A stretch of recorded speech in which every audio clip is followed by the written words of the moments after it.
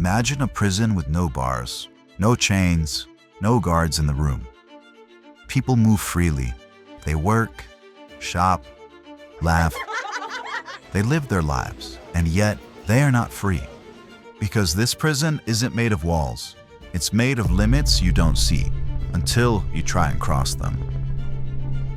You don't notice it while you're going to work, or buying groceries, or watching videos on your phone. You notice it when you ask the wrong question, when you challenge the wrong decision, when you try to organize, investigate, or speak out. That's when the boundaries appear. Not all prisons look like cages. Some look like normal life, right up until you hit their invisible walls. At first glance, these two places look the same, but one of these is an open society, and the other is a closed one. The difference isn't how life looks, it's what happens when power is questioned. In an open society, you can criticize leaders, you can organize, investigate, and vote them out. But in a closed society, those same actions quietly hit limits. Permits are denied, journalists disappear, courts stop listening. Elections still happen, but nothing really changes. Most people never notice the difference because freedom doesn't show up in daily routines. It shows up only when you need it. And that's why the loss of freedoms spreads so easily. Not by crashing into your life, but by closing doors you didn't even know were there. So, what actually separates an open society from a closed one? It's not culture, or technology, or how busy the streets look. It's an important set of freedoms most people never notice, until they disappear. The ability to vote leaders out, to challenge detention in an independent court, to criticize government without punishment, to investigate and publish inconvenient facts, to organize, protest, and act together, to access competing versions of reality. None of these feel dramatic in daily life, but here's the surprising part. Today, nearly 71% of humanity lives under autocratic rule, where leaders can't really be voted out. And many of these freedoms are restricted or absent. Only 29% of people live under democratic systems. Freedom, it turns out, is not the global default. And history shows something else. When these freedoms weaken, they rarely vanish all at once. They narrow. They're renamed. They're quietly removed from public life. Until one day, people discover they can no longer correct what's gone wrong. That's when an open society begins to close. And beneath all these freedoms, there's something even more basic. Freedom requires the ability to detect error, to notice when something has gone wrong. Systems of control survive by blocking that detection. Truth is therefore the mechanism that makes freedom possible, because it lets people see abuse, correct mistakes, replace leaders, and change direction before collapse. Without truth, political freedom can't survive. To understand how freedom disappears, we need to name its opposite. The opposite of freedom isn't chaos. It isn't disorder. It's slavery. Slavery doesn't always mean chains. At its core, slavery is the loss of agency. When someone else decides what you can know, what you can say, and what you can do about power. Freedom is the opposite. It's not the absence of rules. It's the ability to participate in reality, to question decisions, challenge authority, and help decide the direction of your own life. History shows that societies don't usually slide from freedom into slavery overnight. They lose it in patterns. There are two common roads into slavery. The first begins with force, conquest, kidnapping, chains. Truth is controlled afterward to make domination last. The second road is quieter. The language gets simpler, more slogans, fewer explanations, and fewer ways to think clearly. Independent voices are mocked, then dismissed.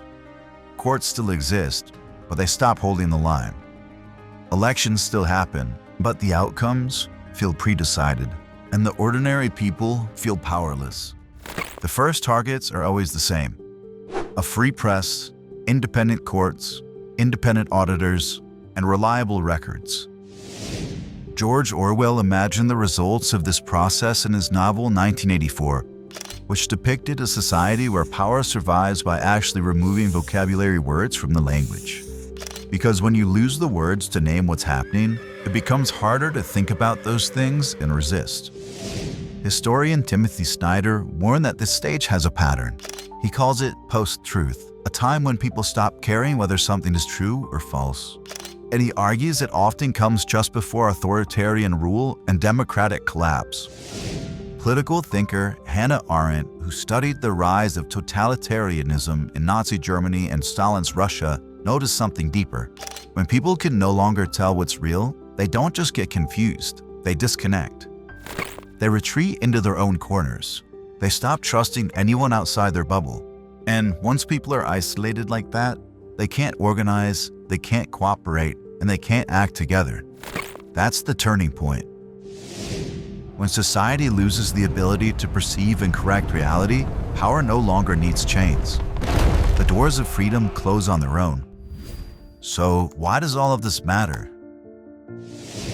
Because freedom isn't just a moral idea, it's a practical advantage.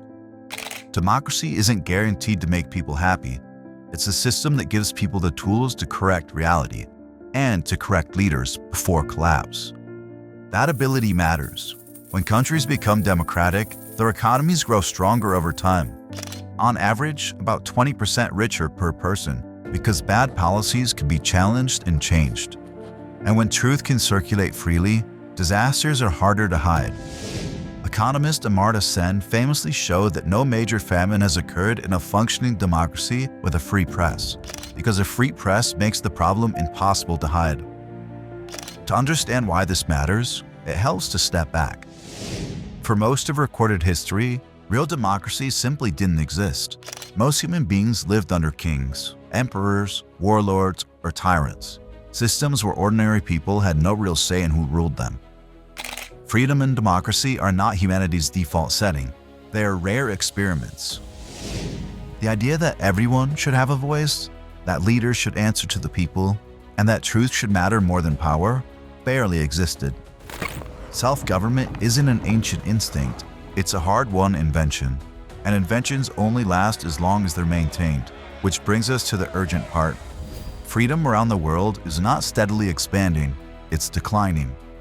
The number of democracies peaked in 2017, and by 2024, that number had fallen from 96 countries to 88. Freedom around the world has declined for the 18th straight year, which means this transition isn't a mystery, because the warning signs are well known. If you live in a democracy and you see your leaders routinely attacking the press, dismissing courts as illegitimate, and undermining elections before they happen, those aren't isolated controversies. They're early steps in a familiar pattern, the slide from freedom into authoritarianism. 2,500 years ago, Rome began as a republic, a system built to limit the power of its rulers. But in the final years, its leaders used crisis and conflict to concentrate authority, and the republic became a dictatorship. The empire endured for a time, but it weakened its ability to correct itself. Because truth became something only the powerful had access to, which ultimately led to its collapse. One thing that Rome's later leaders perhaps never understood was that arches don't decorate a structure, they support it, and that truth works the same way. You don't notice it when society's reliance on truth is strong. You only notice it when it's quietly removed, because then everything above it begins to fail.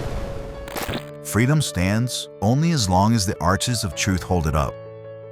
And whether they hold or fail in your own country is ultimately up to you. Do you and your brain want to learn more? Then sign up for Truth Hackers and watch another video.